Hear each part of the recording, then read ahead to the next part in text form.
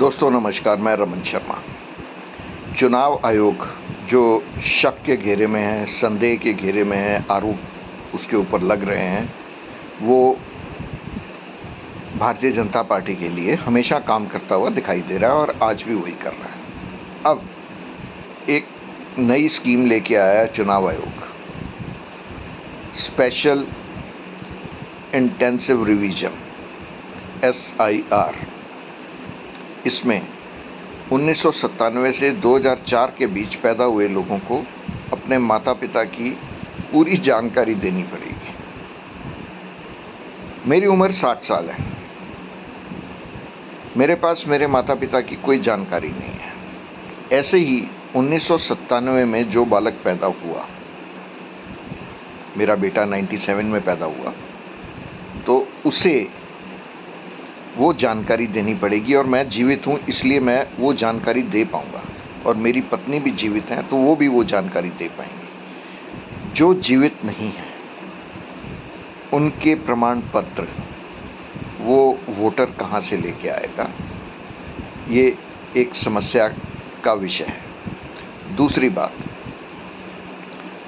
Electoral roll के अंदर हेरा फेरी चुनाव आयोग कर सकता है, उसके हाथ में है, और उसने महाराष्ट्र और हरियाणा के चुनाव में की।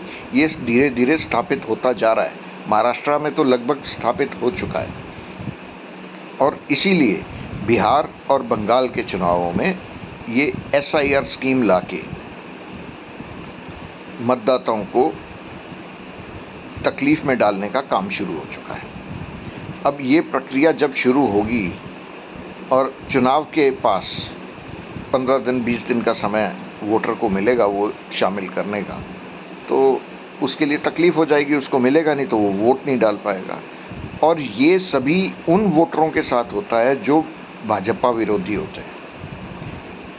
वो वोट नहीं डाल पाते हैं तो भारतीय जनता पार्टी को 27-28% वोट लेके भी विजय हासिल हो जाती है, और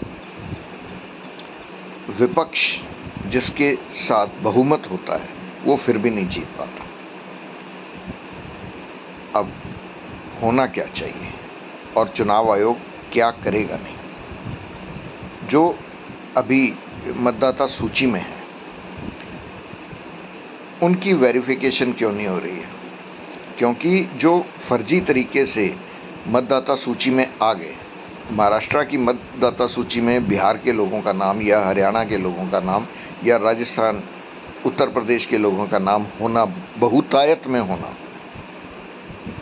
और उनका अपने प्रदेशों में भी मतदाता सूची में नाम होना, तो ये तो चुनाव आयोग की नालायकी दिखाता है।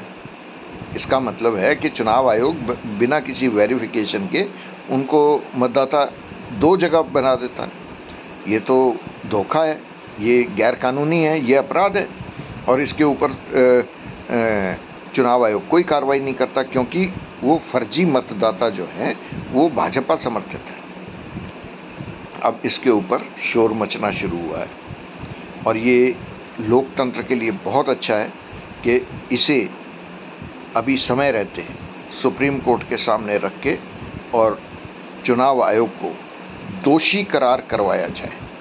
इस अपराध के लिए उसे सज़ा भी दिलवाई जाए, और एक सही तरीके की या सही प्रक्रिया से मतदाता सूची तैयार की जाए, जिसमें एक मतदाता का एक ही वोट हो।